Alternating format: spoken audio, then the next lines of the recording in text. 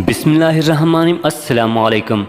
हज़रत इब्न अब्बास रज़ी अल्लाह ताला अन्हो कहते हैं कि रसूल करीम सल्लल्लाहु अलैहि वसल्लम ने फरमाया, जिस शख्स ने इल्म नजूम का कोई हिस्सा सीखा और सीखने की गर्ज इन तीन चीज़ों के अलावा किसी और चीज़ से मुतालिक हो कि जो अल्लाह ताला ने कुरान पाक में ज़िक्र फरमाए हैं और जिनका बयान हदीस में गुज़रा, तो उसने बिलाशुबा इल्म सहर का एक हिस्सा सीखा।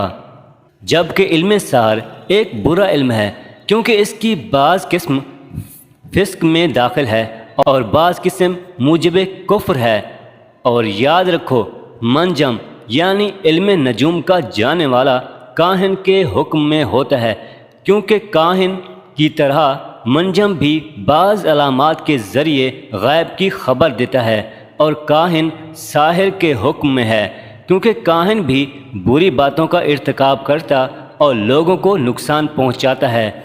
और जो शख्स साहिर करे और इसके जायज़ होने का एतकाद रखे तो वो काफिर हो जाता है। इसी तरह मंजम और काहिन भी अपनी बद एतकादी की बिना पर काफिर हो जाते हैं।